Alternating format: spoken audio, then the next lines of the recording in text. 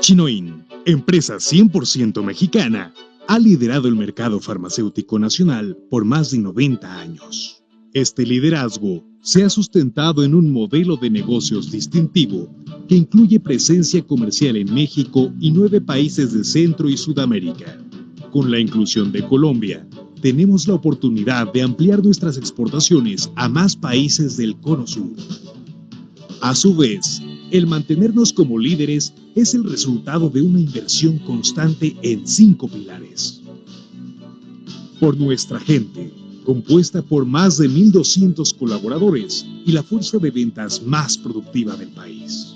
Dentro de nuestro portafolio de productos, contamos con 9 marcas líderes en el mercado mexicano, como Antifludes, que es el producto más recetado del mercado farmacéutico. Así también, en el mercado veterinario, contamos con una posición privilegiada por encima de empresas transnacionales a partir de la fabricación de una amplia línea de biológicos veterinarios y medicamentos para pequeñas y grandes especies. Por nuestra calidad, al contar con una alta y constante capacidad de producción e innovación en un complejo industrial de 170,000 metros cuadrados, en el que cada proceso de fabricación de los medicamentos que producimos es realizado y aprobado bajo estándares de calidad que superan los más altos requerimientos de la industria farmacéutica. Por nuestra tecnología, Chinoin es pionero mundial en el sistema cerrado de granulación continua con Sigma, que asegura que cada una de las cápsulas que fabricamos tenga la dosis uniforme para cada toma.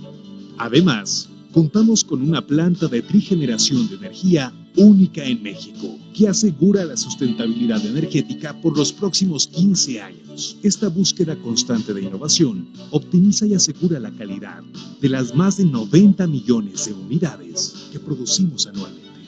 Por nuestra responsabilidad social. Gracias a constantes acciones y labores que nos comprometen con el medio ambiente, somos una empresa neutra mexicana que aporta al programa de compra de bonos de carbono. Nos enorgullece ser el único laboratorio farmacéutico que cuenta con la certificación de Industria Limpia Nivel 2 por nuestra planta de Aguascalientes y de empresa neutra en toda la industria. Son estas las bases sobre las que en México hemos construido a lo largo de más de 90 años, con experiencia, esfuerzo y dedicación, el liderazgo en la fabricación y comercialización de productos farmacéuticos con eficacia y calidad para la salud humana y animal a un precio justo. Chinoin, experiencia que da vida.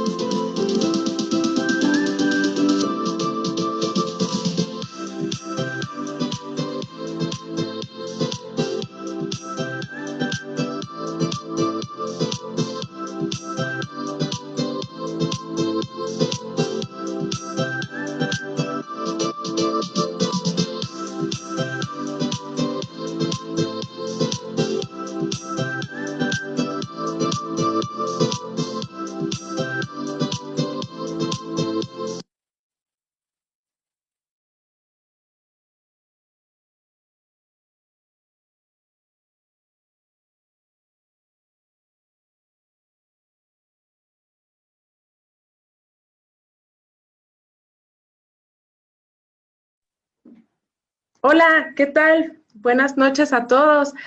Bienvenidos a nuestro foro de bienestar animal en grandes especies. Ya nos encontramos por aquí con el doctor Eduardo Telles. Es un gusto para mí poder presentarlo. Y también, bueno, tenemos por ahí al doctor Edmundo. Muy buenas noches, doctor. Bueno, tardes todavía, doctor. Gracias a todos por acompañarnos el día de hoy. Y bueno, para mí es un gran placer poder presentar al doctor, pero denme unos minutitos. Quiero aprovechar también para comentarles que el día de hoy vamos a tener diferentes dinámicas para que puedan ganar uno de los obsequios que tenemos para todos ustedes. Vamos a tener dinámicas para nuestros amigos médicos veterinarios que se encuentran aquí en la República y también para los médicos que se encuentran conectados en el extranjero. He recibido todos sus correos, he tratado de contestarlos y pues estamos aquí muy felices de compartir este momento. Bueno, básicamente voy a decir una pequeña síntesis curricular del doctor. Estudió la licenciatura en Medicina Veterinaria y Zootecnia y Ciencias de la Comunicación en la Universidad Autónoma de México. Tiene una maestría en Ciencias Veterinarias en la École Nationale Vétérinaire de Alfort, en Francia. Terminó los estudios de la maestría en Estudios Latinoamericanos en la Universidad Nacional Autónoma de México. Es doctorante en Educación en el Centro de Investigación y Docencia en Humanidades del Estado de Morelos. Ha asistido a congresos, cursos y simposios nacionales, continentales y mundiales.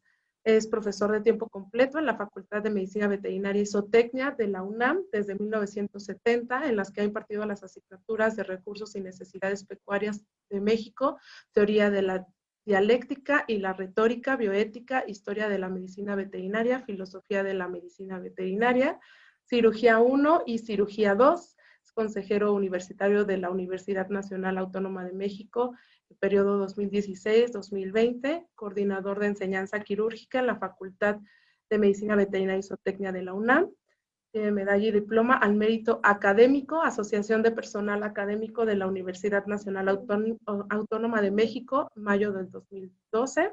Ha impartido clases en las universidades autónomas de Morelos y Tlaxcala como profesor de asignatura en escuelas veterinarias. Fue jefe del Departamento de Cirugía de Estudios de Posgrado y del Sistema de Universidad Abierta de la Facultad de Medicina Veterinaria de la UNAM. Ha impartido conferencias en América Latina, Dinamarca, en España y en Francia también. Es autor y coautor de 10 libros sobre temas veterinarios y de educación abierta. Ha publicado revistas también en Francia, en Inglaterra y México. Fue coordinador general del Sistema de Universidad Abierta de la UNAM en el rectorado del doctor Jorge Carpizo. Y bueno, rápidamente es miembro fundador y fue presidente de la Academia de Cirugía Veterinaria, miembro de la Sociedad Mexicana de Historia de la Medicina Veterinaria, como presidente también. Y bueno, tiene un currículum impresionante, de verdad la trayectoria del doctor es muy impresionante. Y bueno, hoy va a hablarnos acerca de rumenotomía, entonces no le quiero quitar más tiempo al doctor.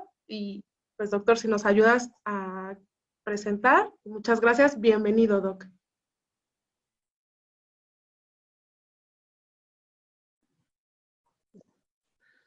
Muchas gracias por la presentación, doctora. Agradezco a los laboratorios Chinoain de permitirme estar a distancia, pero cercano, a los colegas que nos hacen favor de vernos y escucharnos.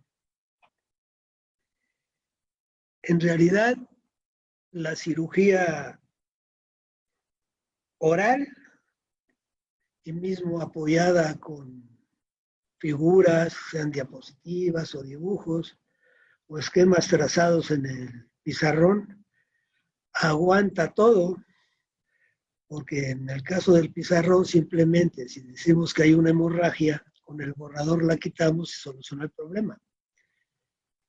hay que hacer la cirugía en vivo, yo diría todo color. Y en tratándose de los bovinos, en el 99.99% no lo hacemos en quirófanos.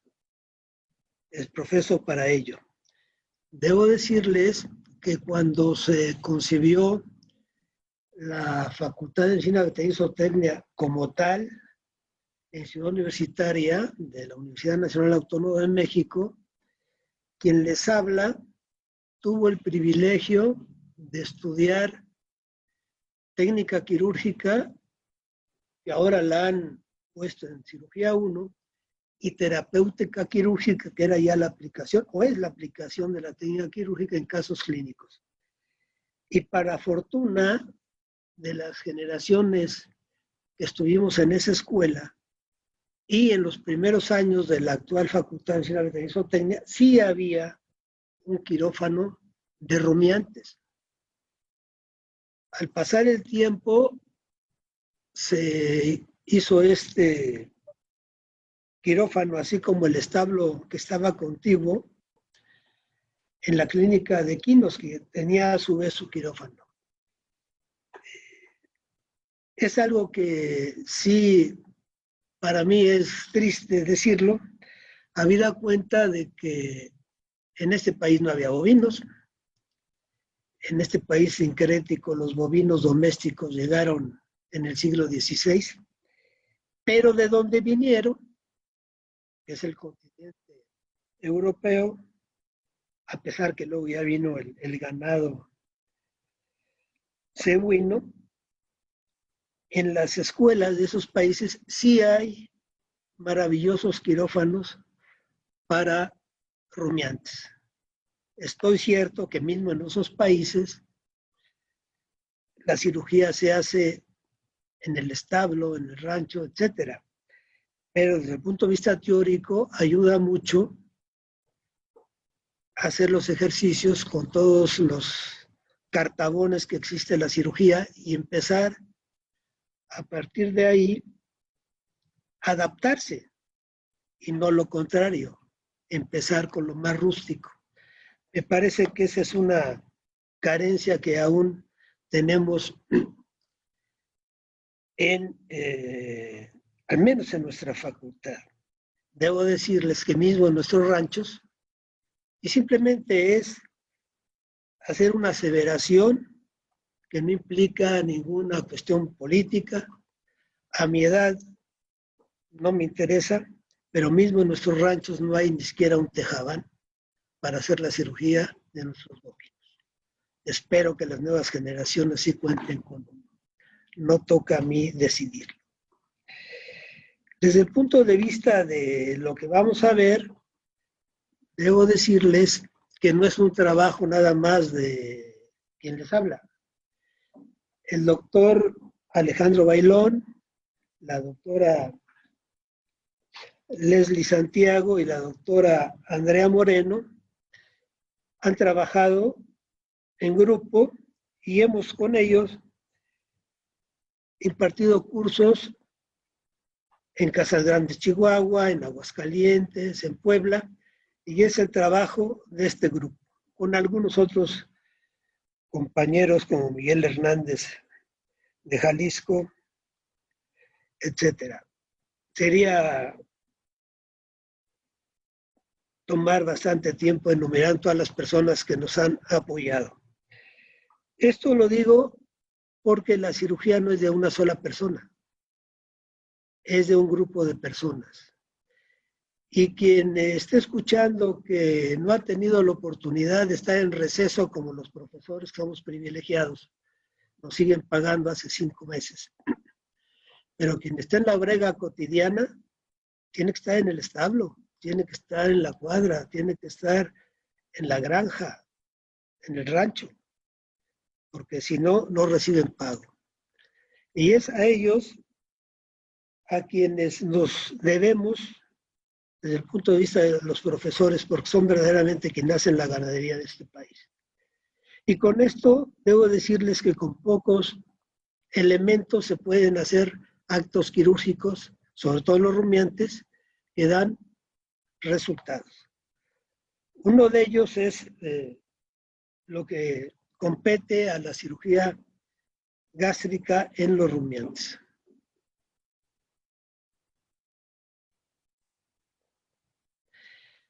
El día de hoy nos vamos a referir a la ruminotomía. Debo decirles también que de acuerdo, configuré una alarma para las 5:22 p.m. Debo decirles que la ruminotomía es una intervención que no la deberíamos hacer, porque la mayor de las veces es producida por el descuido de los seres humanos.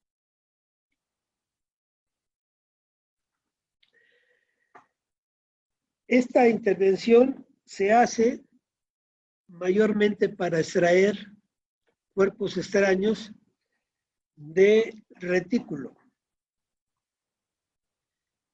¿Por qué?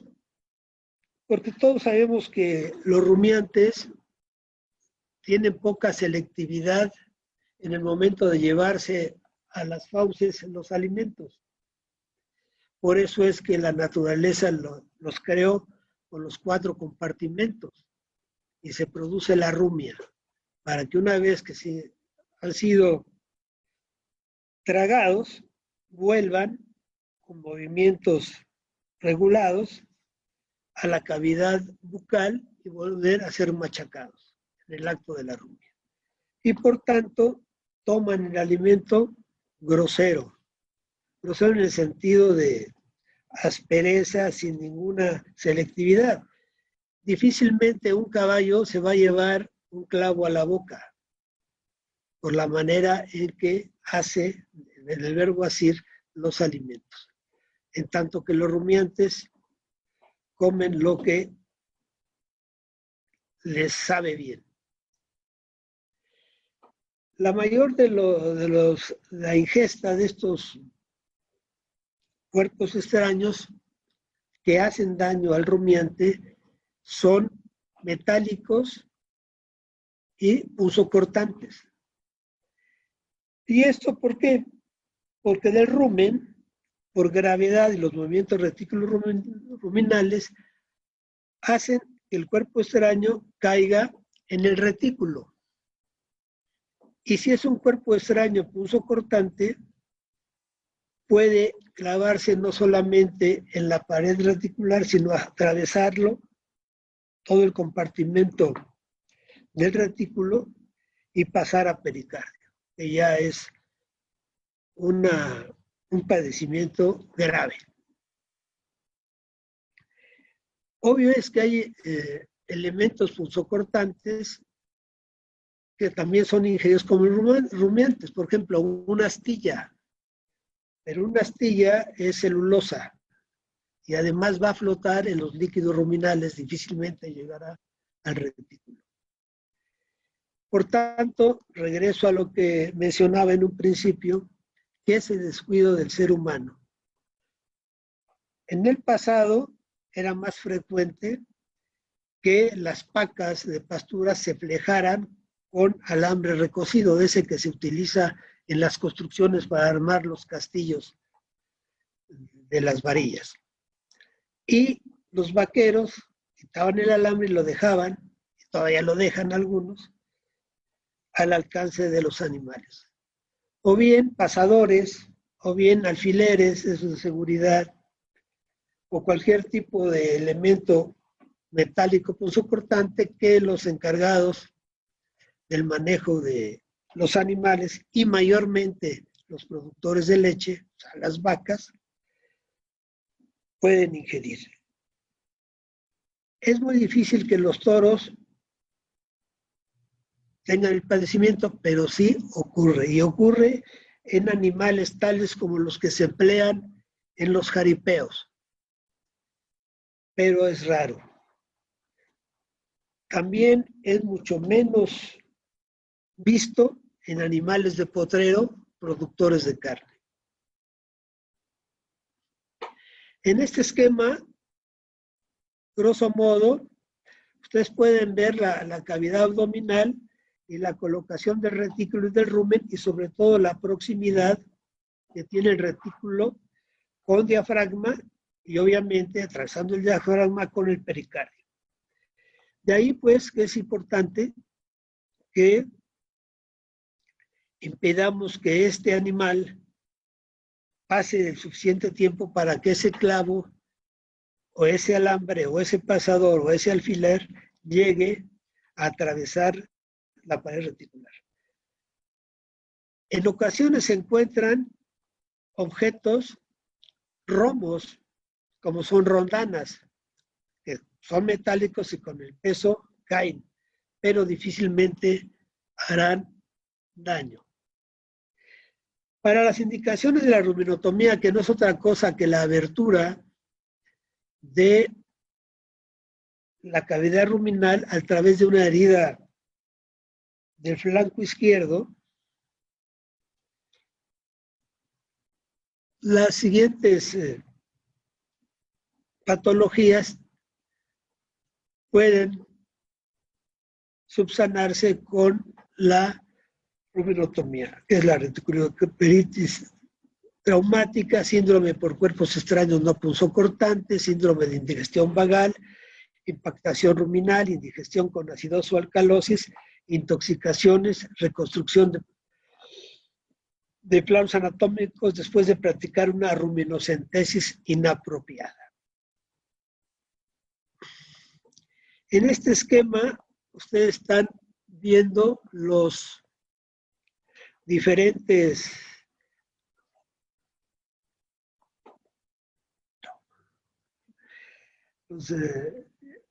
los diferentes tipos de objetos, exógenos y endógenos. Los exógenos son los que los animales atraen a su organismo voluntariamente junto con el alimento. Y mayormente son los cuerpos punzocortantes. Aquí hay una serie de fotografías que indican cuerpos que hemos extraído de animales intervenidos por medio de la ruminotomía. Están viendo en su pantalla, en el ángulo superior izquierdo, junto a una maraña de cuerpos extraños, un imán tipo bala. ¿Qué quiere decir esto? Que no tiene un recubrimiento. Es una buena práctica para evitar el alambramiento, que es como se llama comúnmente a estos animales que ingieren los cuerpos extraños, una vaca alambrada, que antes del primer parto a la novillona se le introduzca con un tirabolos uno de estos imanes, para que con los movimientos reticulares, retículos ruminales, vaya recogiendo por la atracción magnética los cuerpos que pudieran ingerir.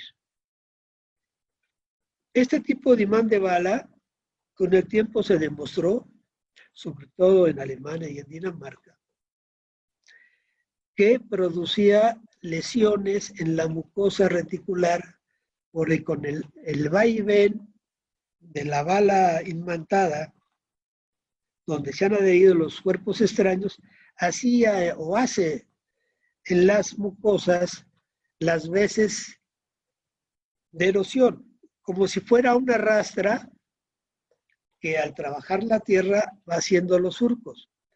Por tanto, actualmente en el mercado hay imanes que se llaman con jaula, parcial o completa, que hacen que el cuerpo extraño se adhiera a la bala, pero la jaula impide que las aristas de los cuerpos extraños hagan las veces de rastra en la mucosa ruminal o reticular. En el ángulo inferior derecho ven ustedes unas formaciones que pueden ser ovoides, esferoidales, que normalmente las produce el organismo de los rumiantes, no en todos por supuesto, pero son hallazgos mayormente de necropsias. Y los antiguos, sobre todo los romanos, antes del Cristo, los usaban para vaticinar su porvenir. Eran objetos mágicos. Hay hasta del tamaño de una pelota de softball, pero normalmente no producen daño alguno. La reticulitis traumática puede ser aguda, que también se llama circunscrita, o crónica, y la difusa. La mayor de las veces se interviene en los animales cuando se detecta la reticulitis aguda, que por la solución de continuidad producida por el cuerpo extraño, se produce una infección y ya hay fiebre. Los movimientos ruminales se disminuyen y en la mayor parte de los casos hay anorexia. Por supuesto, disminución brusca de la producción láctea debido al dolor que algunos colegas en los libros y en los artículos llaman dolor exquisito, o sea, muy agudo. Hay quejido al moverse y los codos al deambular los llevan hacia afuera. El plano horizontal que representa la columna vertebral adopta la posición de convexo, hay una gifosis. A los animales se les encuentra con la cabeza y el cuello extendidos, la expresión de las fauces francamente de dolor, con los ojos como que se quieren salir de las órbitas, hay disminución de las heces y puede haber cetosis secundaria. El diagnóstico mayormente se realiza con la observación de los signos. Es importante señalar que para los médicos y humanos el síntoma es lo que el paciente le expresa al médico de lo que siente. Por eso a mí me gusta hablar más de signos y la interpretación de estos para nosotros sería el síntoma. Con la anamnesis, obviamente, un repaso ocular de las instalaciones, sabemos si el establo o bien el traspatio, porque independientemente que sea un hato de 100, 200, 300, 1000 vacas, o que sea un traspatio de 2, 3 vacas, se puede dar cuenta del cuidado que tienen tanto los vaqueros como el propietario y, por supuesto, ya clínicamente la percusión en la zona de proyección del retículo. En el examen de laboratorio, si tienen tiempo, les va a dar una desviación leucocitaria hacia la izquierda.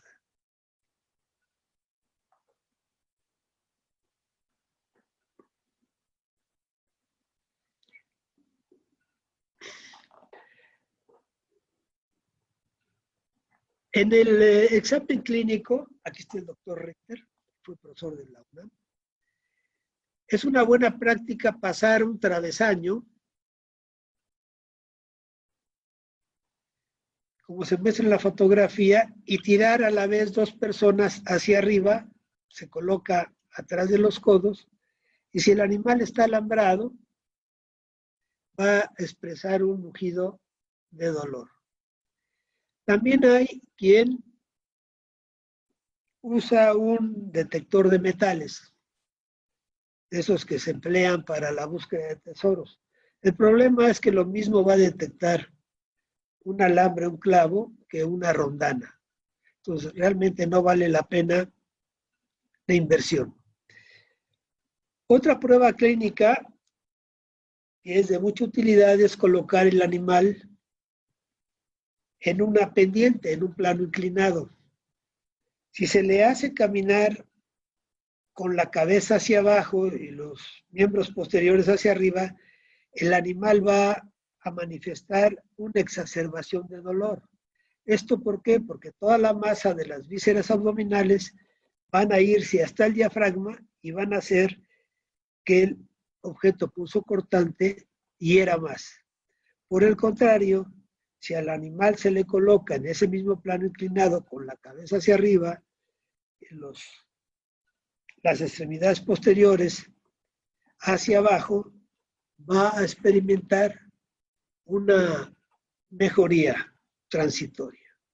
Esos puntos de vista, esas pruebas clínicas más la anamnesis, son suficientes para señalar que se trata de una reticulitis traumática. Para que esta imagen pase para acá. No le veo aquí. No veo. Esta. No sé. Es esta. Estamos tratando de pasar el esquema. Ahí está, para que lo vean en el plano inclinado. Obviamente, con la cabeza hacia arriba, la presión disminuye y hay una mejoría pasajera. Es necesario diferenciar de patologías como el síndrome de abscesos hepáticos, el no punzocortantes, que realmente yo no recuerdo haber visto ninguno, abscesos hepáticos, úlceras abdominales y alguna infección. Pero realmente con el cuadro clínico descrito es más que suficiente para tener con certeza un diagnóstico apropiado. El tratamiento, hay quien preconiza un conservador, que es la inmovilización y la aplicación de antimicrobianos, pero en el conservador, mismo si rotan al animal, el clavo o el cuerpo extraño, de qué se trate, punzocortante, va a seguir ahí en la cavidad reticular.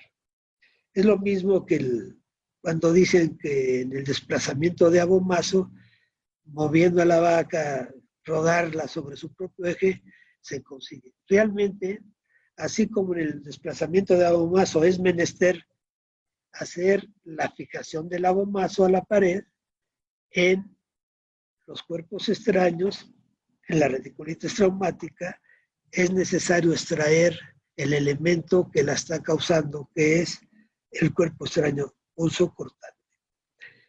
Por supuesto que el abordaje quirúrgico va a ser por el flanco izquierdo, que es donde se encuentra el rumen. Si bien el cuerpo extraño está alojado en el retículo, no hay otra manera de llegar al mismo que a través de una incisión en el saco dorsal del rumen.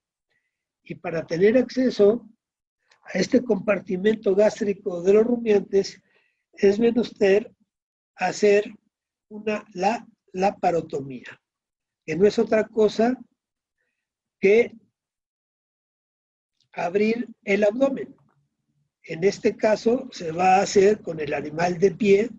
Difícilmente se podrá hacer una rumenotomía con el animal en decúbito lateral, que podría ser sobre el lado derecho.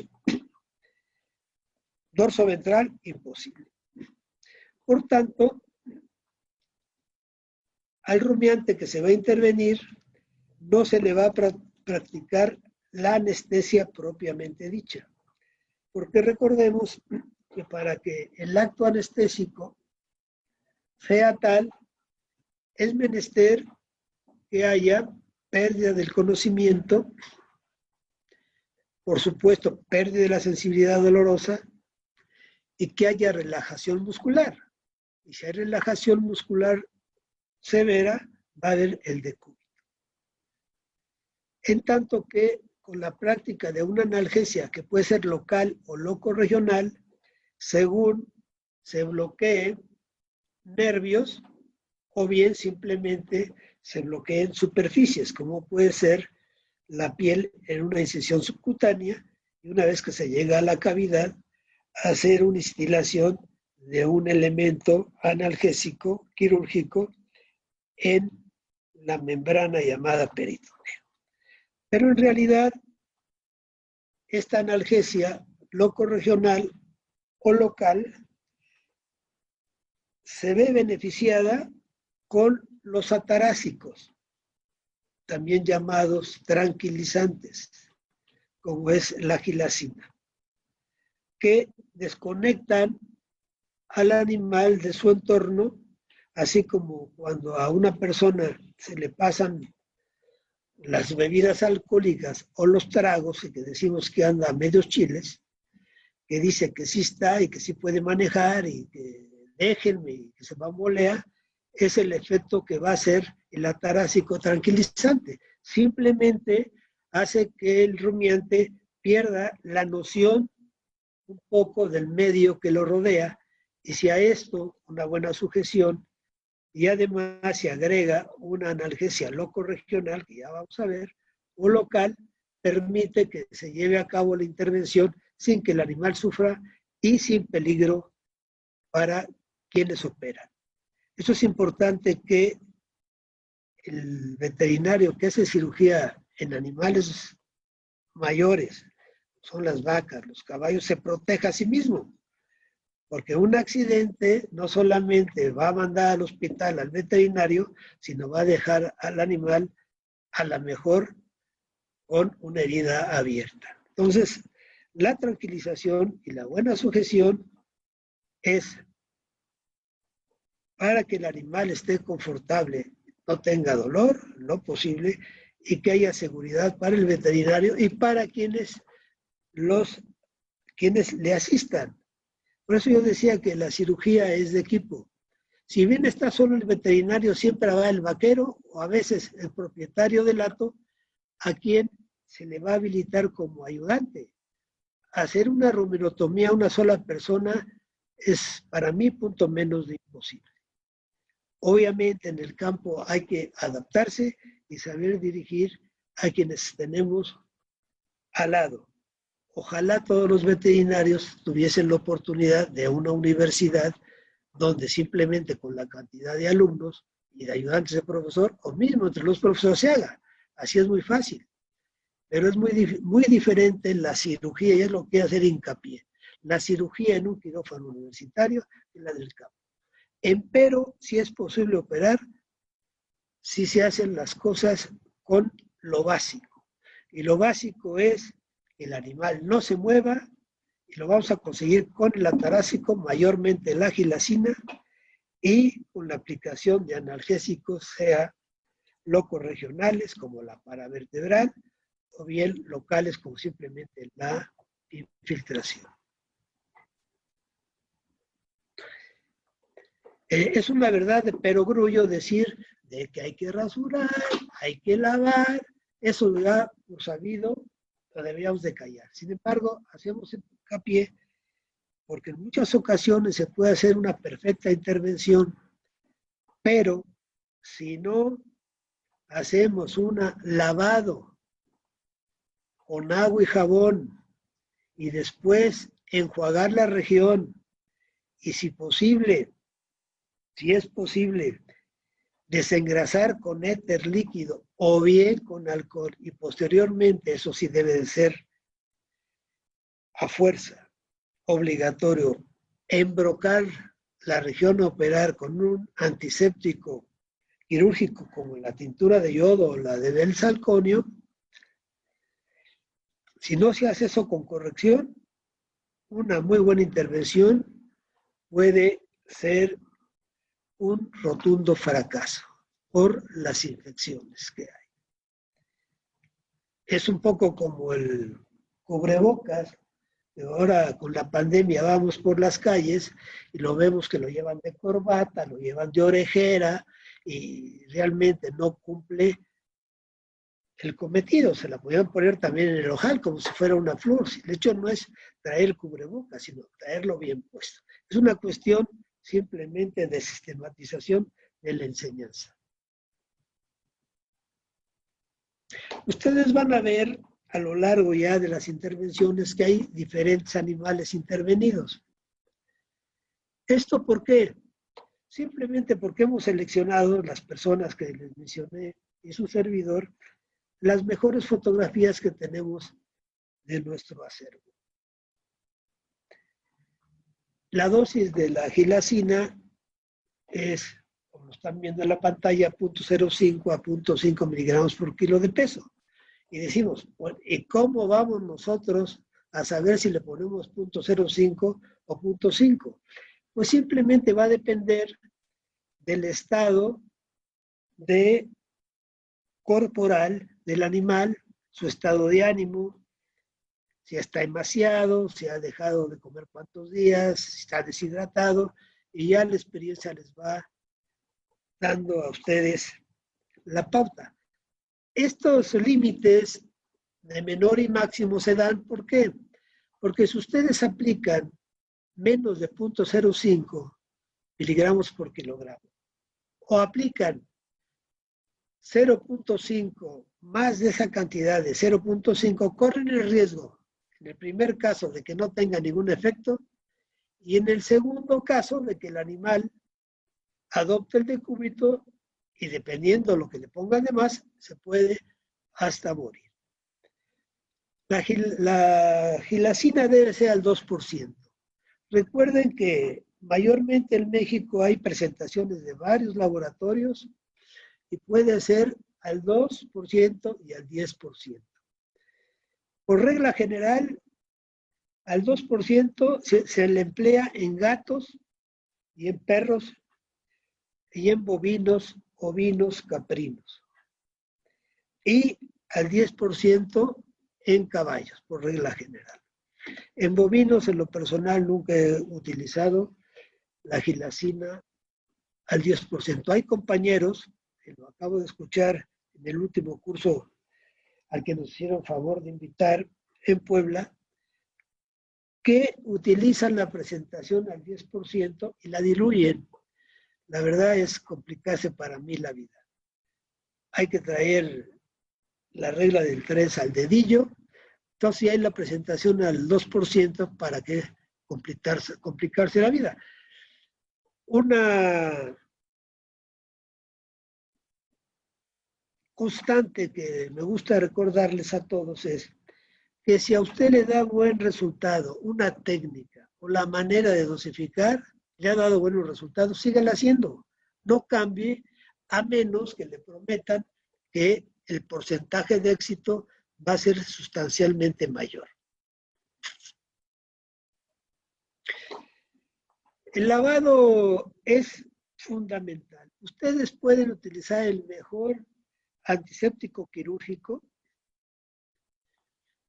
que si no lavan bien, frotando, enjuagando, volver a frotar, enjabonando y volver a enjuagar, no va a producirles buen efecto antibacteriano. Y además, no deben dejar el jabón que emplean en la superficie a operar, porque al embrocar con la tintura quirúrgica, lo único que van a hacer es bloquear la acción bactericida de ambos, porque uno es anión y otro es cation. O sea, se lava muy bien, pero también enjuaguen muy, muy bien. En la mayor parte de las explotaciones del ganado bovino lechero hay buenas fuentes de agua. Caso que obviamente no ocurre en el traspatio, pero siempre hay agua. Y hay que procurar no dejar restos de jabón antes de embrocar. Si tienen una máquina de pelar eléctrica, mejor.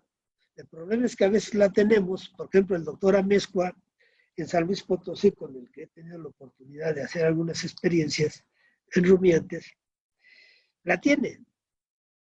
Pero es un veterinario, que yo le digo que es el veterinario San Francisco, porque además, desde el punto de vista del cobro, es muy generoso, porque trabaja con gente que tiene pocos recursos, es de mi generación. Se lleva su máquina no la lleva y la regresa, muchas veces porque no hay un contacto eléctrico. Por tanto, hay que acostumbrarse a llevar una navajita,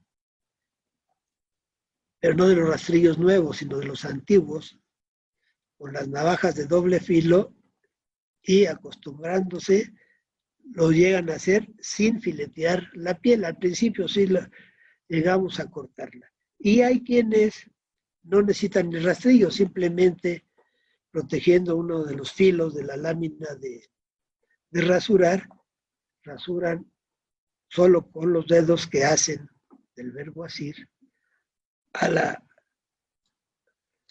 navaja de afeitar. Además del lavado de la región operar, hay que lavar la región si es que van a realizar la analgesia locorregional, que es la paravertebral, que no es otra cosa que insertar unas agujas largas hipodérmicas transversalmente al eje longitudinal de la columna vertebral, y en este caso a la altura de la última torácica y la primera lumbar, primera y segunda lumbar, segunda y tercera lumbar, y así hacia atrás, de acuerdo a la posición en la cual van a hacer su incisión. ¿Por qué digo esto? Las personas de baja estatura y que tienen brazos cortos, obviamente van a tener que hacer la incisión más craneal y más ventral, porque una vaca grande, si la hacen a nivel del saco dorsal y no les alcanza el brazo, no van a poder alcanzar el retículo. Por tanto, lo tienen que tener presente y medir su brazo desde el punto donde van a abrir primero piel y a partir de ahí toda la cavidad abdominal y llegar al codillo, que es donde está el retículo. Es importante esto porque si la hacen muy alta, difícilmente van a llegar. Otro inconveniente también es los compañeros que hacen muchas pesas y van al gimnasio y tienen unos bíceps extraordinarios, van a tener que abrir más y no forzar porque se lesiona menos abriendo más que tratando de forzar. Pues, tratar de forzar se desgarra. Es muy importante para ver dónde van a aplicar sus puntos de la paravertebral, que no es otra cosa que una analgesia locorregional. ¿Por qué locorregional?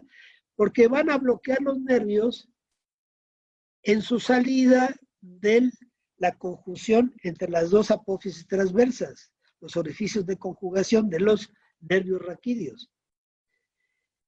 Y la que es transversal es como si clavaran un vástago en el techo de la columna vertebral.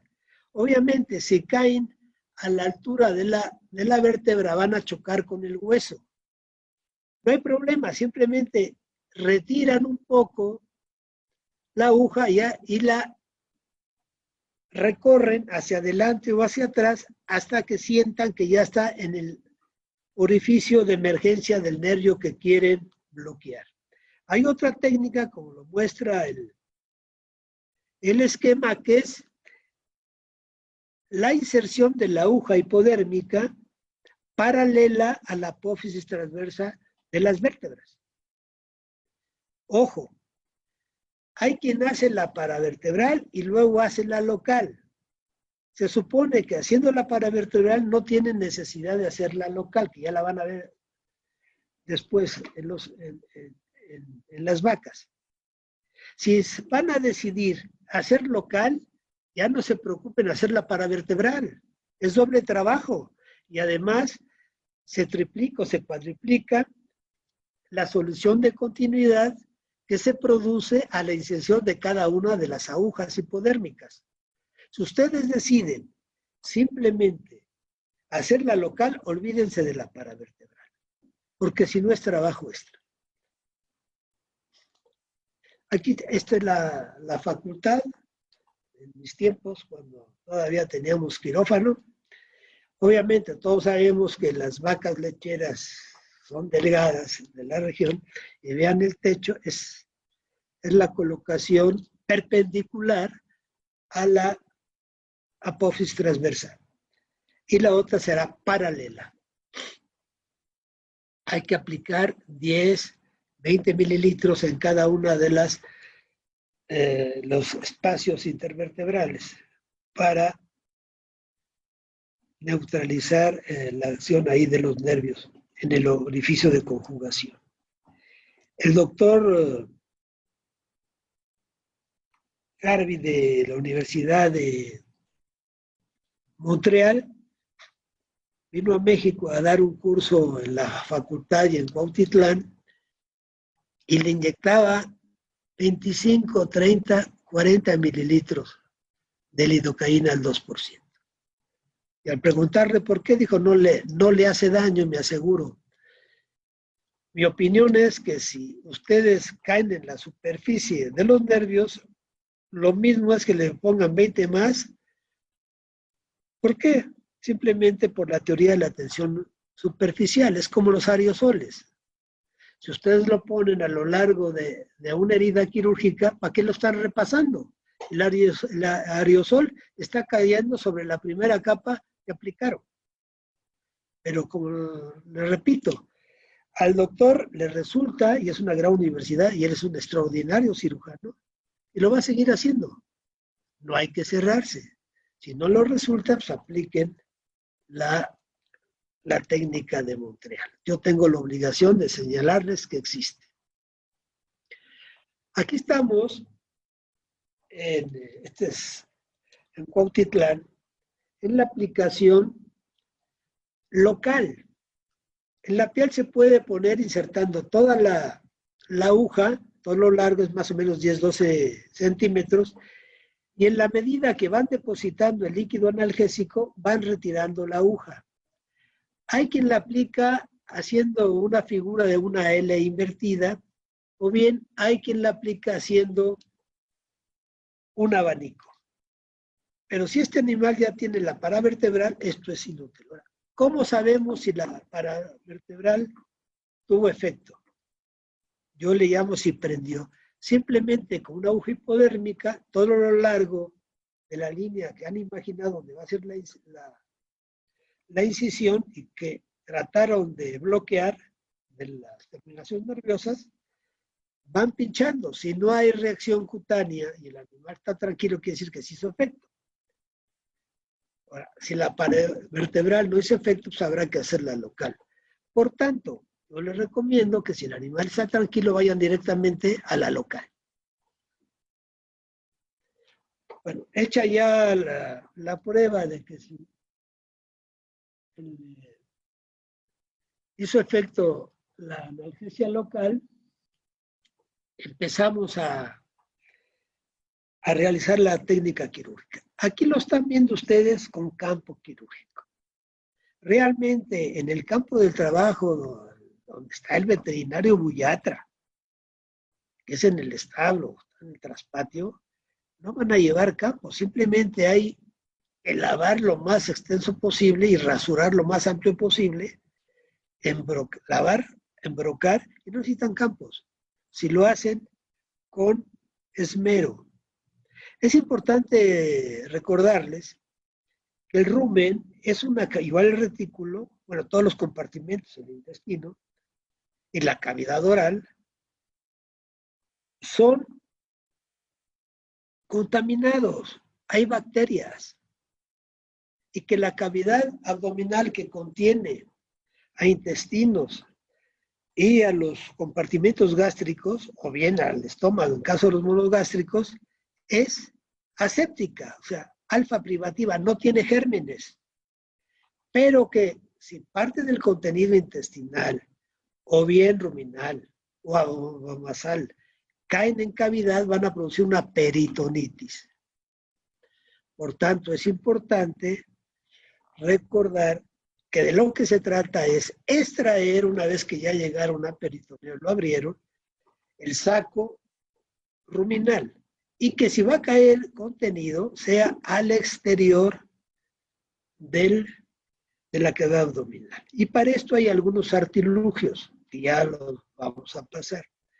Repito, realmente los campos, desde el punto de vista de la docencia en las universidades, hay que hacerlo, porque hay las condiciones. Si tienen desechables de nylon, de plástico transparente, son baratos, se puede usar, recomendando que no los dejen en el establo, porque si el animal ingiere un plástico, va a morir de asfixia, probablemente. Vamos a ver también un caso de ingestión de plásticos. La parotomía, pues, consiste en hacer una incisión en piel, en fascias, y aquí sí en cuerpos musculares. Y sabemos que la cavidad abdominal en el flanco está constituida por los músculos oblicuo externo, oblicuo interno, transverso abdominal, que está más hacia el vientre del animal, y por último esa maravillosa membrana que es el peritoneo. Hasta ahí el paso es aséptico. No hay riesgo de contaminación si hicieron bien su lavado y la antisepsia quirúrgica. En esta fotografía están viendo que no hay campo alguno, ni de plástico ni de tela. Y también están viendo que fileteamos a la pobre vaca, porque la rasuramos a mano con la laminilla. Esas líneas paralelas a la incisión cutánea no es otra cosa que el animal se movía y realmente la falta de habilidad para rasurar, esos cortes se han hecho. Bueno, no es grave, pero no debería ser. Y ya están viendo que ha sido cortada la piel, las fascias y los cuerpos musculares, y que ha asomado el peritoneo. Y el peritoneo ya está incidido. Es esa masa nacarada. En el momento que incide el peritoneo, se oye, que es un ruido que se produce por la diferencia de presiones del medio ambiente y en la que tiene la cavidad abdominal. Hasta ahí, pues, es el paso aséptico, sin riesgo de contaminación por parte de contenidos gastrointestinales.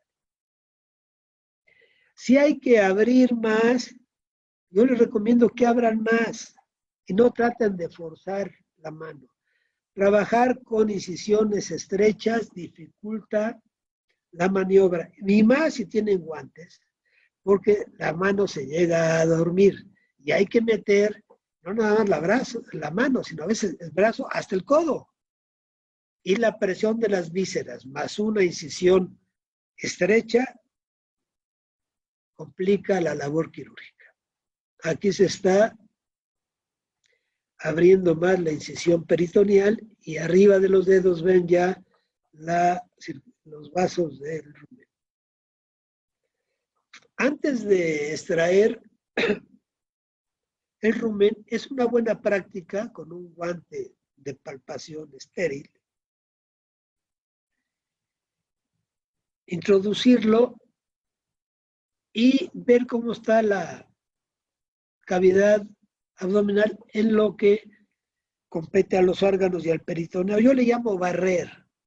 Si ustedes se encuentran en una cavidad abdominal limpia, donde el vaso está sano, donde no hay abscesos y donde sientan que el peritoneo está en su estado normal, pues simplemente retiren el brazo y proceden a la rumenotomía. En caso contrario, donde hay abscesos, que el vaso esté ya involucrado, que la condición corporal del animal sea muy pobre, pues simplemente restañan la incisión de la laparotomía y el animal se va a rastro y va a perder menos el ganadero si se va vivo. Pero sería un atentado contra la ética del veterinario que si ustedes se encuentran un animal que ya está con lesiones severas en vaso y en peritoneo, proseguir la intervención de la rumenotomía. Si fue el caso de que el animal está limpio, por así decir, en cavidad abdominal, pues simplemente hay que extraer el rumen y usar estos artilugios. Esta es una manga que realizó el doctor Irunson, que es de la Facultad Veterinaria de La Habana, y que da muy buenos resultados, porque en la cremallera está, no se ve, pero está sujeto el rumen en la piel, y pueden manipular perfectamente el rumen sin que haya posibilidad de que caiga contenido a la cavidad abdominal. Sabemos todos la situación de Cuba, no tuvo recursos para industrializarlo, nadie le quiso entrar en otros países, entre ellos México, porque es caro, pero ustedes lo pueden hacer. Simplemente es ese círculo metálico que se sujeta con una cremallera, como de esas de conserva, de frutas, que pueden apretar y aflojar, y añaden la manga. Ya con los plásticos actuales se puede usar varias veces. También lo pueden hacer sin el artilugio, pero necesita forzosamente un ayudante, porque una vez que extrajeron el rumen, hay que abrirlo, pero hay que mantener los labios de la herida hacia el exterior de la cavidad, para que cualquier movimiento del animal que cause protrusión tanto de contenido sólido como de líquidos, estos caigan al exterior. Entonces ahí el ayudante es de fundamental importancia, porque debe seguir los movimientos al vaivén de la vaca, conforme se mueve la vaca, y es muy pesado estar sosteniendo una herida ruminal como se está haciendo en la fotografía. Se puede hacer, pero es mejor tener un ayudante. Aquí, como ven, es una intervención de quirófano. Está revestido el animal con campos quirúrgicos, guantes quirúrgicos, etc.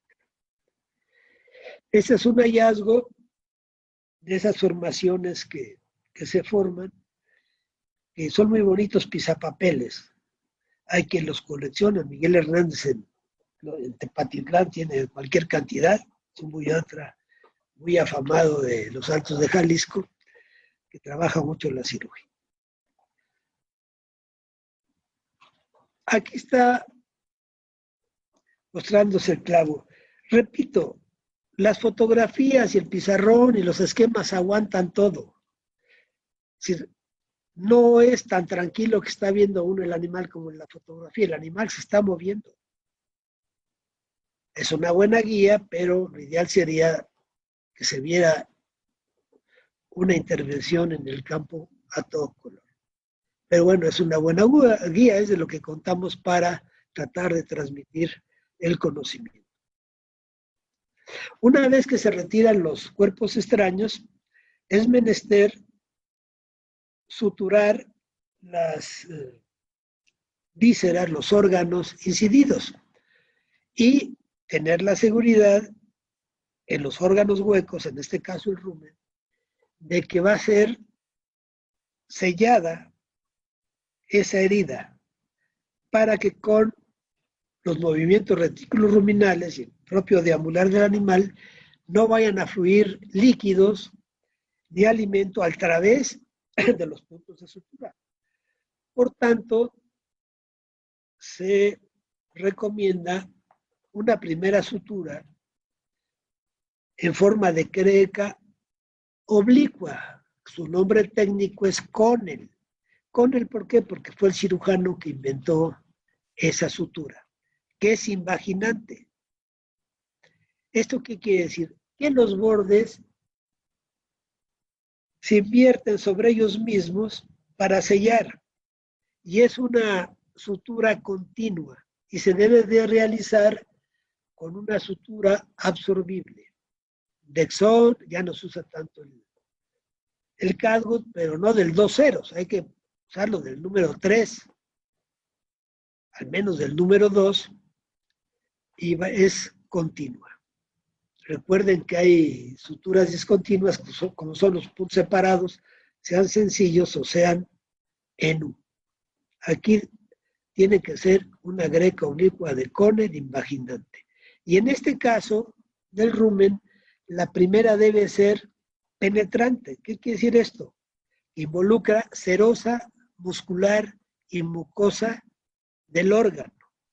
Por tanto, la sutura es séptica, porque la aguja, si bien penetra a partir de la serosa del rumen, acaba atravesando la mucosa y el punto contrario va a ir mucosa, muscular y serosa.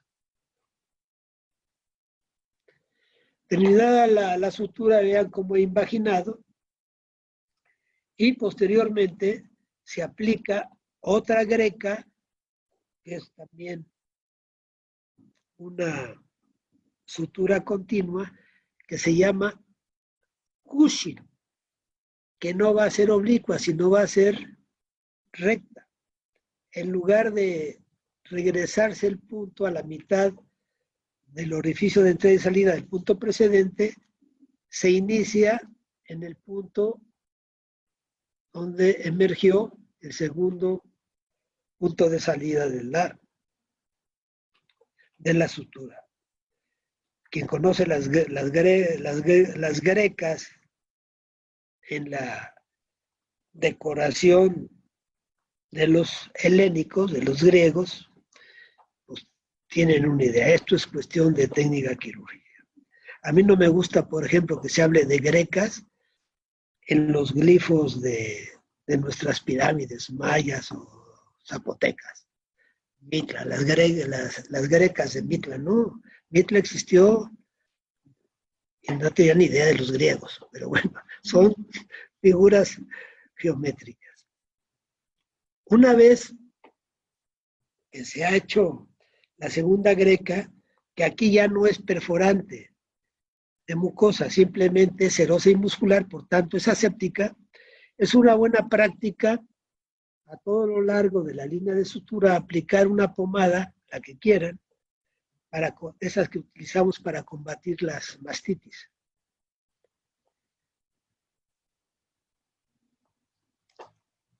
Ahí tienen ya una imagen de las suturas. Yo les recomiendo que si no han comprado su portaagujas, compren uno de Mitchell, que no tiene aros o anillos y que se maneja con la palma de la mano, un resorte, porque no se van a fatigar. Si usan la de aros, al principio les van a salir ampollas. No es lo mismo suturar vacas que suturar perros o gatos.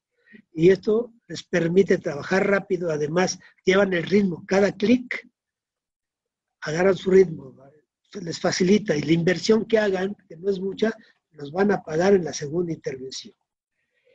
Así como decía Jan González, que un político pobre es un pobre político, no hagan caso de esto, yo les digo que un cirujano que no tiene lo mínimo indispensable va a ir al fracaso. Hay cosas indispensables. Hay que invertir, por supuesto que hay que invertir, porque muchas veces queremos hacer una intervención y no tenemos lo necesario, sabemos, ahí vamos a improvisar. Y muchas veces, la verdad, se llega al fracaso.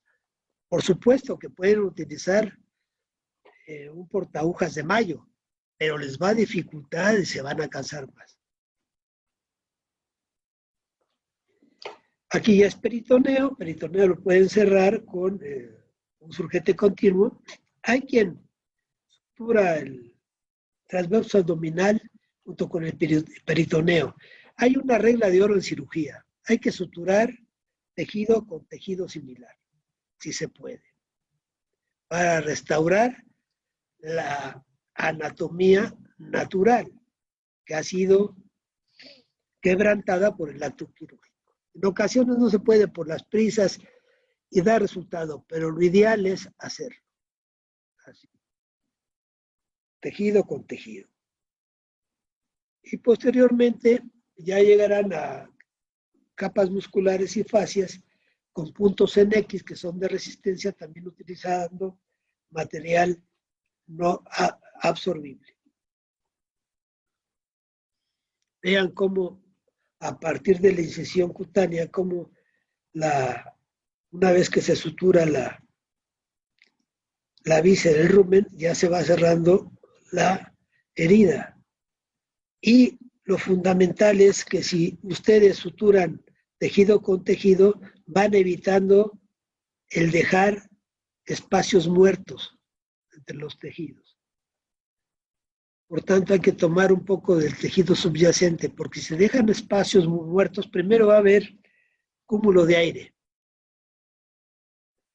Y si hay algún germen, va a ser propiciatorio de abscesos. La piel sí la pueden suturar en este surgente continuo que le llaman de candado, que todos los que llevamos anatomía lo conocemos porque así cerrábamos los cadáveres. Cuando las personas animalistas no existían en este país y nos permitían hacer nuestra carrera con animales. Que quede claro que si practicamos en animales o la formación de veterinarios, no es para regodearnos en el sufrimiento de los animales, no, al contrario, que los profesionales se preparen mejor para evitar sufrimiento a los congéneros de los propios animales y hacer mejor nuestro trabajo. Desafortunadamente, las nuevas generaciones están practicando cirugía con peluches. Y cuando se ataca la vena de un peluche, no la retrae, aunque salga agua de Jamaica por el pivote. Tampoco hay la agresión del animal hacia quien está atacando.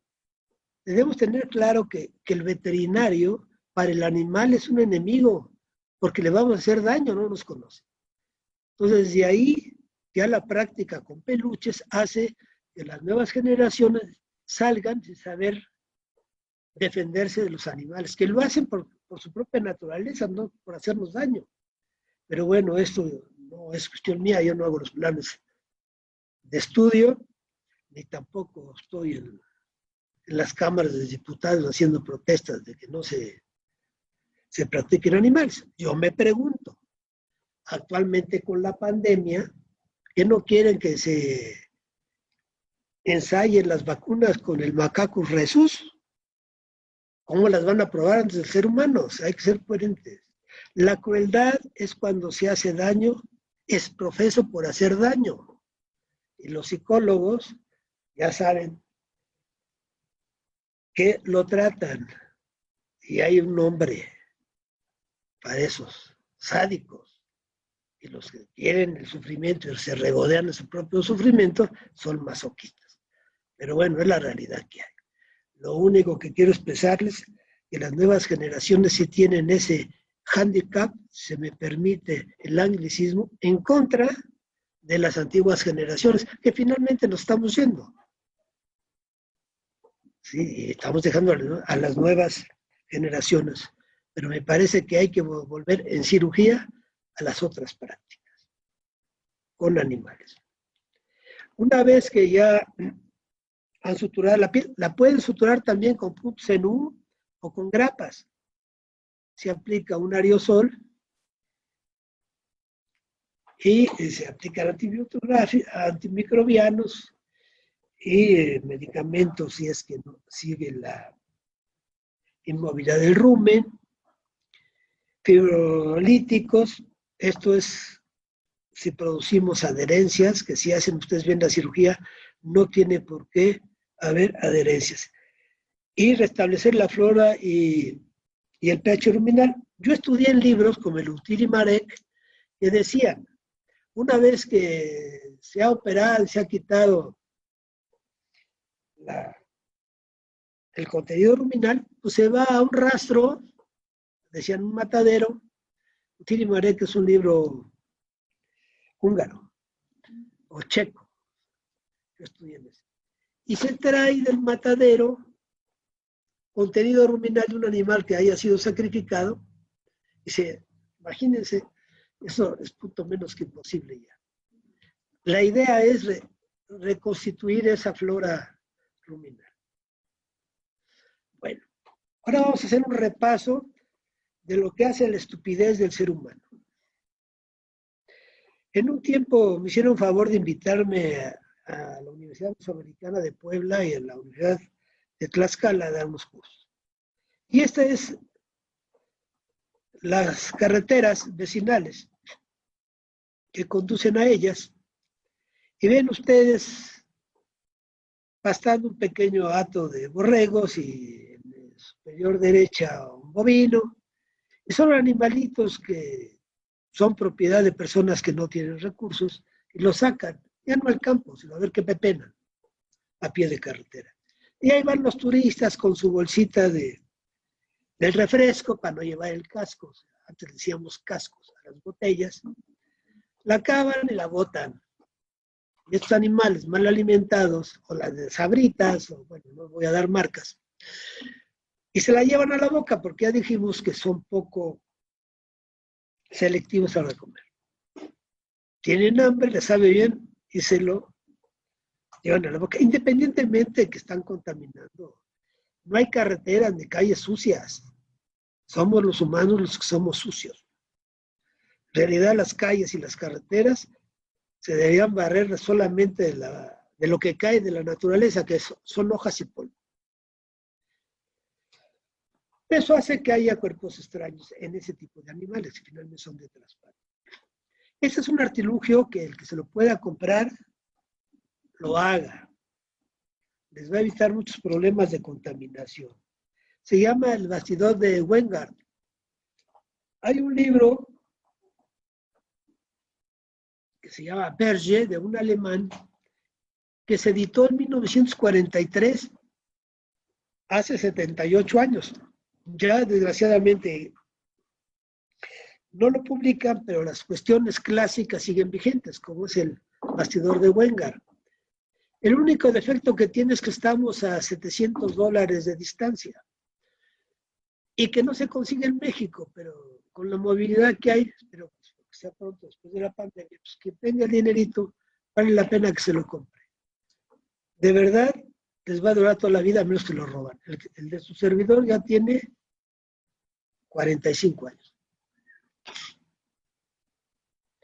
Entonces, este artilugio hace que el aro que están viendo, bueno, aro porque no es circular, se sujeta a la piel con unas cremalleras y a través de él, una vez sujetado, se extrae el saco dorsal del rumen, parte del saco dorsal del rumen, y se fija con unas pinzas que tienen unos fuertes ganchos y que van a tensionar al coaptarlos con dos rondanitas que tienen arriba y abajo. Y a partir de ahí ustedes van a poder incidir rumen sin necesidad que un ayudante les esté sosteniendo. Con unos ganchos que trae el artilugio, trae hasta 8 ganchos, van a engarzar cada uno de los bordes de la herida ruminal, lo restiran porque el rumen es elástico y lo van a encajar o a trabar en los laterales del aro del bastidor de Weingart. No es otra cosa que haber llevado al instrumento quirúrgico los bastidores que usaban nuestras abuelas, lo que usan nuestras madres, nuestras hermanas, nuestras esposas, para bordar. Simplemente tirar de la tela y poder bordar. Aquí se tira para poder maniobrar. Y vean como si hay salida de contenido ruminal, pues va a caer en el exterior, no en la cavidad. Este es un artilugio que hicimos el doctor Carlos Romero Azotla, quien les habla, porque no teníamos el de Weingart en esa experiencia y simplemente al voltear en el hotel los antiguos ganchos de las cortinas, ahora ya hay una modernidad de persianas y demás, pensamos que un aro o un rectángulo o un cuadrado, en este caso es de aluminio, que es muy liviano, unas ligas que partan de aquí del rectángulo, de esas de oficina gruesas, donde se embona, por decir así, el gancho de cortina hacia las veces del cuadro de Weingart. Obviamente no hay las pinzas, pero es mejor que tenerlo sujetado por un ayudante. Y aquí ya se puede incidir. Lo pueden copiar, está registrado y todo, pero no queremos regalías. Un herrero se los hace por 100 pesos. Lo que sí, cuiden de los ganchos, son desechables, no los vayan a dejar en el establo porque van a tener que poder operar. Es muy barato. Ahí tienen ya el funcionamiento. Ojalá fuera móvil para que vean. Hay sangre, por supuesto que hay sangre. Nos van a criticar porque hay sangre, sí. Yo siempre he dicho que los muertos no sangran. Y realmente, cuando uno está en el campo, no tiene el tiempo a veces de estar ligando o inhibiendo la hemorragia de un pequeño vaso por torsión usando una pinza. Porque estamos a la intemperie, porque va a llover, porque, bueno, en fin. Para criticar, a veces somos muy listos, pero bueno. Sí sangra, por supuesto que sangra. Vean la secuencia y empiecen a contar, por favor.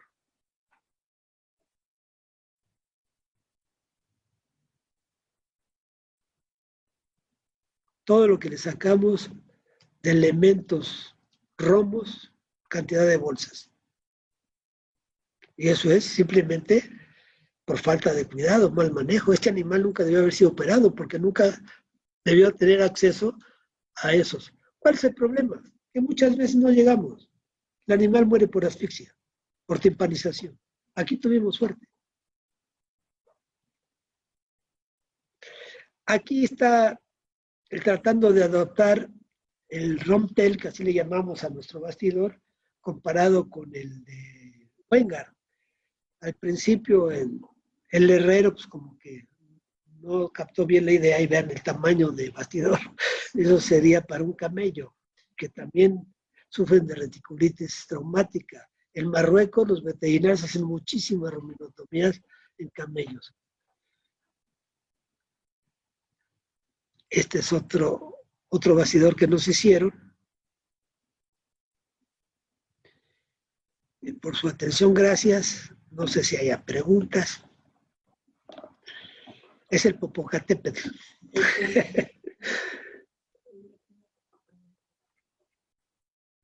Son 28 minutos. Gracias.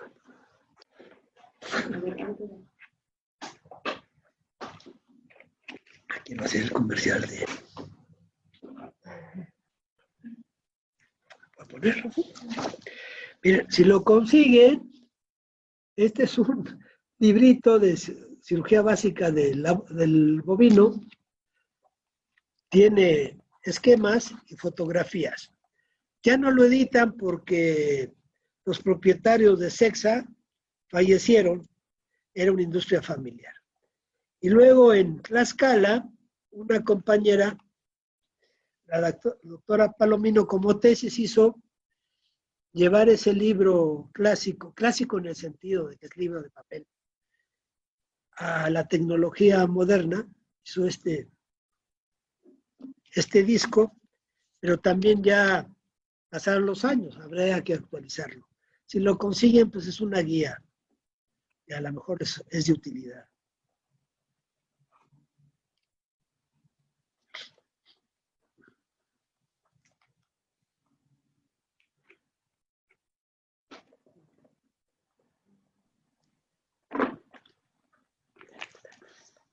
Perfecto, doctor.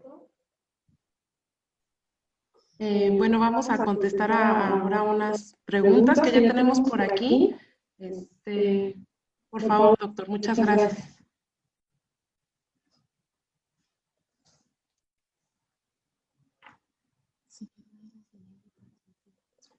Yo los leo. Elogios, ¿no? Cosa. Preguntas.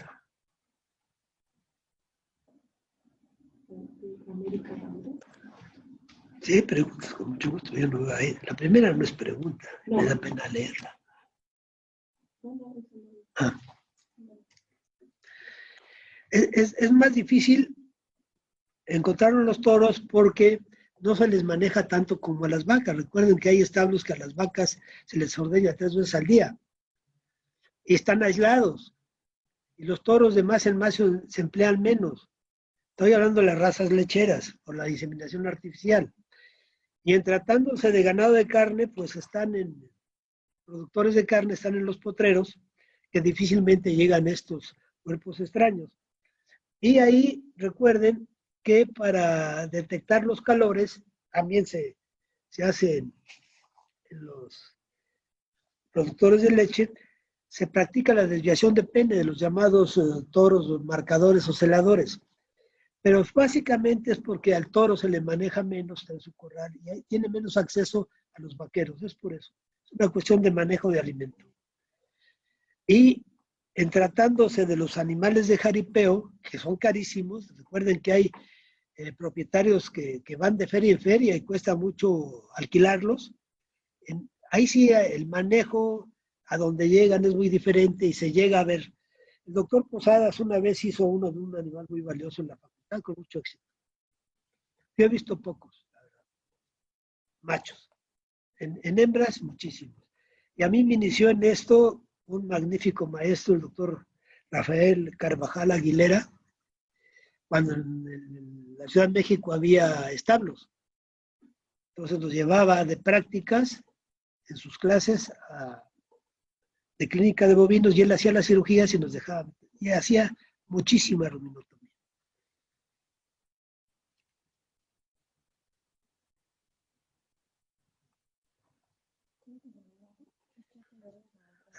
Así que yo la contesto.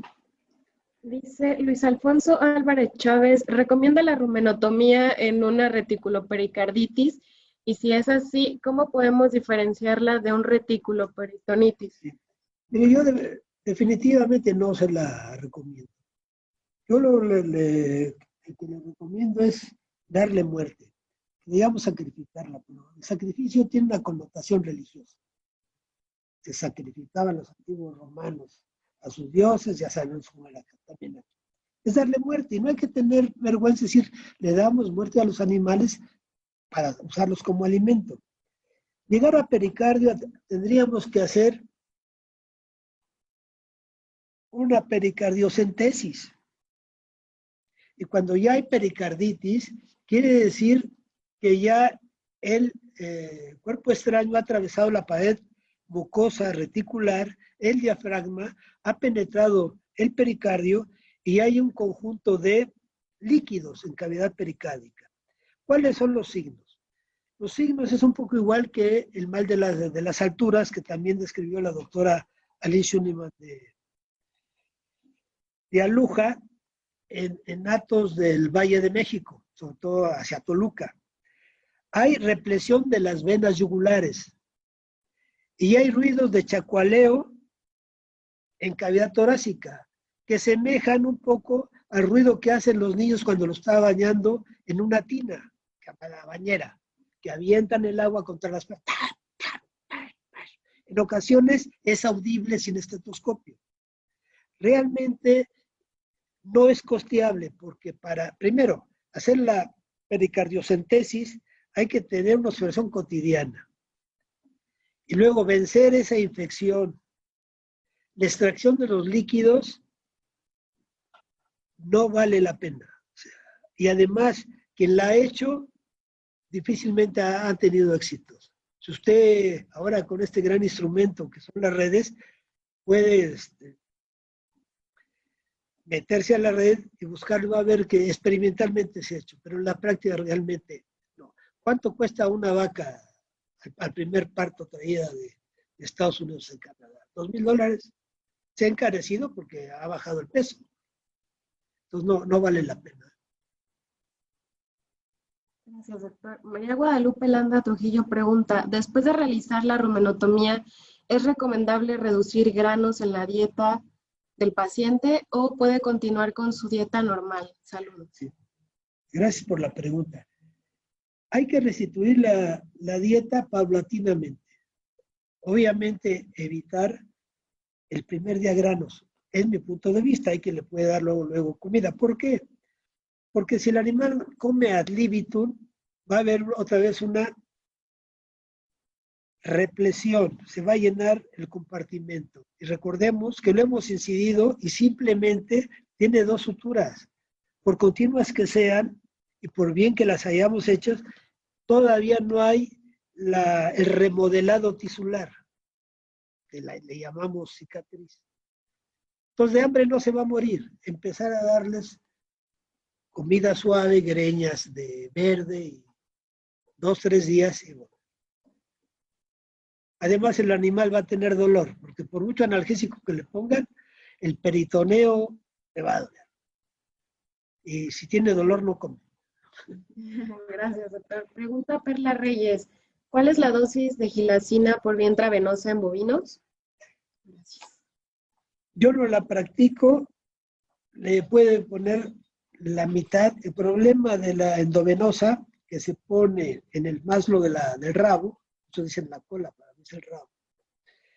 El problema es que si se pasa en la dosis, el animal cae bruscamente. Es más fácil porque el efecto es inmediato. Ahora, si usted va a hacer una desviación de pene que se requiere el animal en decúbito lateral, o si decidió hacer una cesárea en la vaca por el triángulo de Scarpa o por la línea media, pues sí se la recomiendo. No se está peleando, pero realmente yo prefiero el intramuscular. Tengo poca práctica en la endovenosa por la vena caudal, pero es más difícil calcular el efecto, porque una vez que penetra torrente circulatorio ya no la puede quitar. Pregunta Jimmy García. Doctor, excelente plática. Pregunta, ¿qué antibióticos recomienda para el posoperatorio considerando no afectar la población bacteriana en el rumen? Pues yo normalmente, y no nada más en las vacas, en todas las especies utilizo antibióticos de primera generación y no voy a dar marca. ¿Por qué? Porque si el animal no tiene una infección, no metan antibióticos de segunda y tercera generación. Seguramente no tiene resistencia a la primera generación. Si en la especie humana lo usamos. Gracias. Pregunta. Pero lo que sí, un analgésico que sea su selección, no quirúrgico, somato, el que quiera. Si quiere a las 24 primeras horas, cada 8 horas, porque les debe doler mucho. A mí nunca me lo han hecho, pero debe mucho. Gracias, doctor. Pregunta Josefina Zárate, ¿se puede hacer una rumenotomía en una vaca gestante? Por supuesto que sí. Aquí hay que tener cuidado con la gilacina, porque está consignado en la literatura internacional que en ocasiones produce contracciones del útero, pero la pueden hacer perfectamente con lidocaína al 2% local en cada uno de las estructuras a incidir. Gracias, doctor. Pregunta Estefanía Martínez. Buenas tardes. ¿Hay alguna manera de saber si sí pusimos el anestésico en la superficie de los nervios en la paravertebral? Sí, la única es produciendo pequeños piquetes a lo largo de la incisión que usted se imaginó que va a hacer, y debido a esa seleccionó si es última torácica, primera lumbar, primera, segunda lumbar, segunda, tercera lumbar, tercera, cuarta lumbar. Y si el animal, después de los piquetes con hipodérmica, no reacciona, quiere decir que está bien. Por eso yo reitero, si no están seguros, si no tienen práctica, váyanse directamente a la local. Simplemente la línea de incisión. Y cuando lleguen a cavidad peritoneal, que es lo más sensible, irrigar como si fuera una regaderita la jeringa, toda la superficie que van a incidir el peritoneo. Algo que se me pasó por alto, que es muy importante.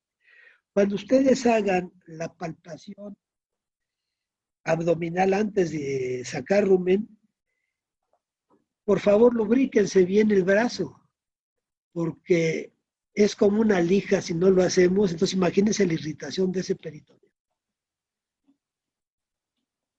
Gracias, doctor. Pregunta Cristian Yáñez. ¿Cuál es el rango de tiempo que hay para realizar esta cirugía al utilizar esta anestesia paravertebral? Si usted la obtuvo con éxito, a los 5 minutos ya está bloqueado. Es inmediato porque el líquido analgésico cae en la superficie nerviosa. Es como si fuera una manguera con agua, usted le hace con las manos un pliegue. De inmediato deja de salir el flujo acuoso. Ahí de inmediato bloquea los estímulos. 5 minutos. Lo que es más difícil es la tranquilización. Yo he tenido, hasta el doctor Bailón, animales que le hemos puesto 5 veces la dosis, mismo endovenoso, por eso a mí no me gusta la endovenosa, y el animal no se tranquiliza. Claro, ¿de qué varía? Si están bien manejados los atarásicos o tranquilizantes, o si los traemos al rayo del sol. Y si regresamos a casa, no los volvemos a poner en el refrigerador o a la sombra. Si traemos un frasco que ya tiene 5 meses, varían muchas cosas. Es lo más, me parece que a mí en la cirugía de la vaca, bueno, los rumiantes en general, lo más difícil es manejar la tranquilización y la analgesia. Pregunta Beatriz Barrón, médico, buenas tardes. Mi pregunta es, ¿no es posible que el animal desarrolle procesos fibrosos en las capas musculares que se inciden? Y otra es, ¿cómo restituir la microbiota ruminal? Sí es posible, por supuesto. En la medida que usted lo haga con asepsia, se reducen y también el manejo. Es obvio. Y hay adherencias, entre más tiempo pase de que observaron el primer signo clínico a que se opera, por supuesto, que hay adherencias. Y la restitución, hay productos en el mercado, el que quiera. Una disculpa, pero yo no me puedo inclinar por uno u otro. Pregunta Erika Rojas. Quisiera saber si los... no, eso es sobre los premios. ¿Algún consejo que pueda darnos para hacer la cirugía en estación de cebuinos, sabiendo que son más susceptibles a la gilacina? Pues mire, son más susceptibles a la gilacina porque son muy poco manejados. Pero si usted parte de la mínima, va a tener éxito. Difícilmente va a encontrar un animal alambrado, pero si lo encuentra, cuidado, porque el rumen es de menor dimensión. Y no hay que hacer muy alta la incisión, porque si usted recuerda, el abdomen del cebuino es más estilizado. Es como que está encogido hacia arriba. Entonces ahí sí la incisión debe ser más abajo. Se lo digo porque en una ocasión, bueno, en varias, con el doctor Ledesma, que en paz descanse, nutriólogo, y el doctor Víctor Fuentes, que ahora está en Zapotitlán, que fue docente de farmacología en la facultad, hicimos varias en Veracruz de experimentación y al principio lo hacíamos como el ganado productor de leche y se escurría todo. Hacíamos fístulas. Entonces tuvimos que ir bajando la incisión. Pregunta Marisol Ramos. En una ocasión observé que en una rumenotomía depositaban en el rumen levadura disuelta en agua tibia. Mi pregunta es, ¿funciona igual que la microflora ruminal que viene en sobres? Por supuesto que no. También le puede poner una cerveza. Pues es bueno, pues. Si no hace daño, pero son consejos. Recuerden aquello de que todo el mundo está dando unos consejos. No, doctor, hágalo así, ¿no? Y el doctor fulano tal lo hacía mejor. Siempre lo estamos escuchando cuando estamos superando. Y también recuerden que, a diferencia del médico y el dentista de los seres humanos, al animal, desgraciadamente hoy en México, sobre todo de producción de alimentos, lo consideran como un objeto, como un mueble. Entonces, si se alivió fue la virgen y si se murió fue el veterinario. O sea, no tenemos la educación de que a veces no hay nada que hacer. Pero eso solamente el trabajo les da, digamos, el callo y ya no molestarse. Pregunta Brandon Velasco, ¿en una rumenotomía es necesario administrar reconstituyente ruminal?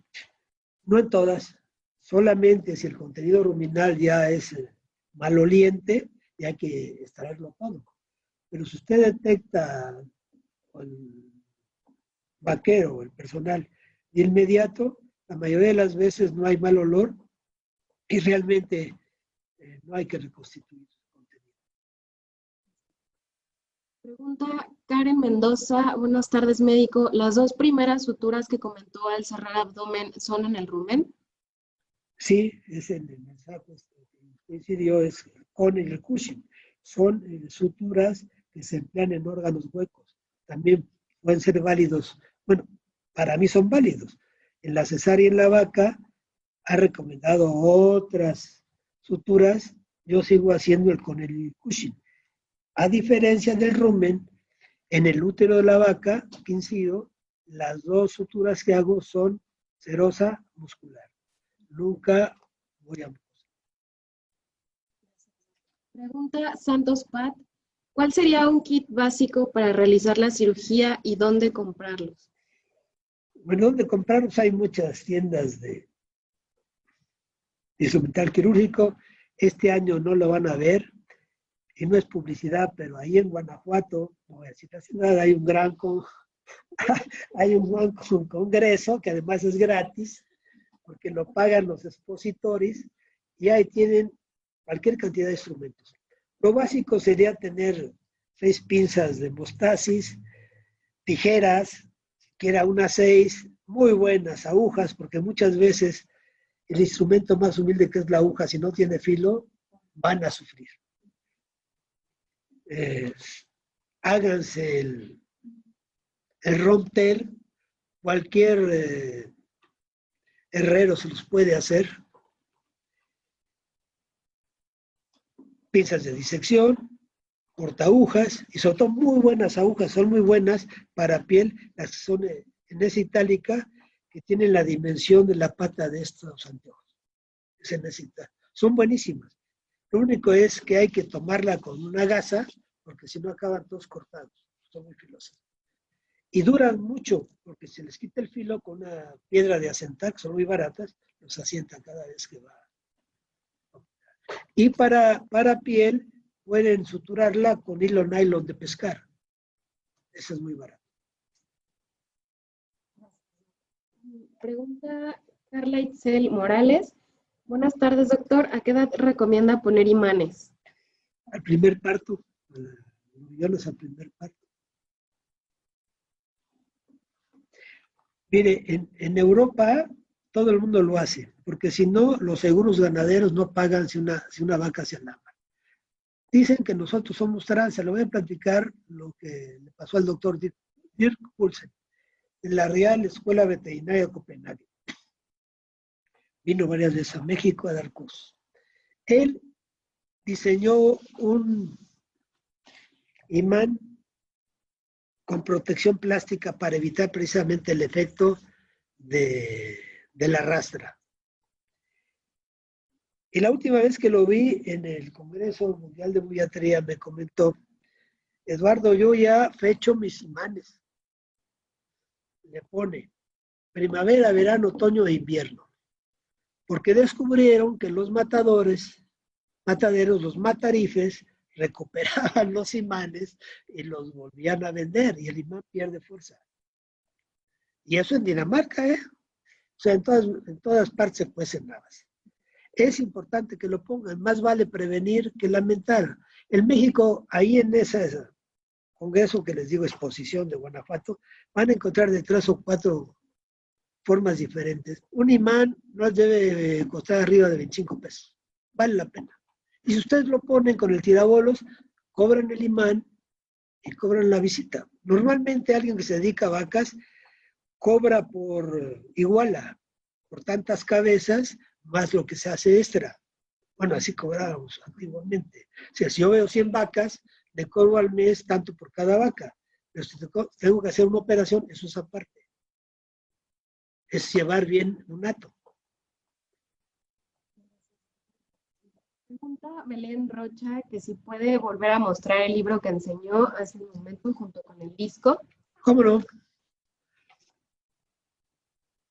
Si lo localizan, lo pueden reproducir sin coste, sin nada. Y el disco también.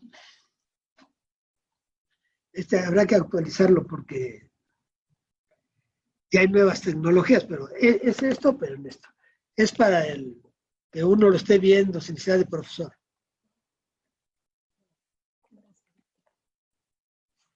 Hay un profesor de Cuautitlán, Rafael Ordóñez, que también sacó uno de bovinos. Este está a la venta, es de trillas. Y está el libro del doctor Siriaco Tista, se llama, es de trillas, o sea, técnica quirúrgica, algo así, que trae lo básico también de suturas. Pregunta Ulises Bautista Pérez. Qué gusto escucharlo, doctor. Felicidades por el premio más que merecido. Y su Gracias. pregunta es, ¿dónde consigo pinzas uterinas con goma para manejar también el rumen en ausencia del cuadro de Weingart? No las encuentro. Saludos. Yo encontré una vez ahí en Guanajuato. Sí las he encontrado. Tengo 2 pares. Las mejores, no voy a decir marca, son las que hacen en Alemania. Pero porque también hay italianas, hay francesas. Gracias. Pregunta Bernardo Marín. Saludos, maestro. Cuando se trocariza rumen en caso de timpanismo, ¿se recomienda hacer o terminar con la paratomía? No, para nada. La idea es simplemente extraer el aire y muchas veces simplemente hacen la ruminocentesis con una navaja, pero ya venden, eso sí hay en México, unas cánulas que tienen una cuerda como los sacacorchos, que se implantan en el saco dorsal del rumen y se dejan. Y traen el estilete para perforar. Y se queda permanentemente para evitar que el propio remodelado o bien el líquido ruminal la tapone. Y ahí el propietario lo puede destapar. Hay danesas, pero en México ya hace 2 años compré unas. Son baratas también. Pregunta David Liscano.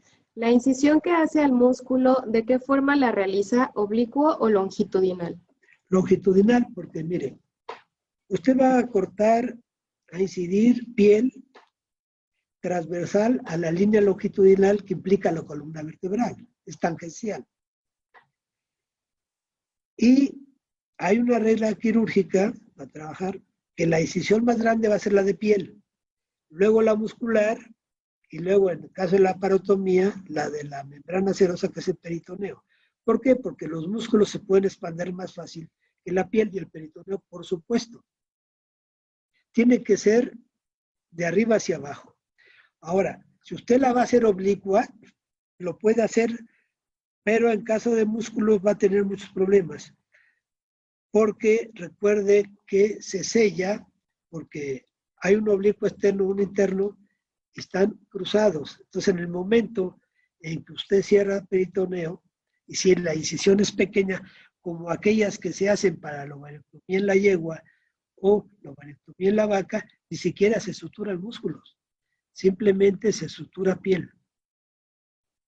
Entonces yo no le recomendaría más que la longitudinal de arriba abajo. En piel sí la puede hacer oblicua, pero a mí no me gusta. Con esta pregunta terminamos, ya nos tenemos que despedir. Le pregunta Mario Orlando Reyes Sangri, ¿es posible utilizar guías de catéter para sustituir las agujas largas? Ya que en algunos lugares del país nos es muy difícil conseguir el material quirúrgico. No va a tener muchos problemas. Y mire, si es para la paravertebral, la aguja más larga y podérmica que consiga para seres humanos le da resultado.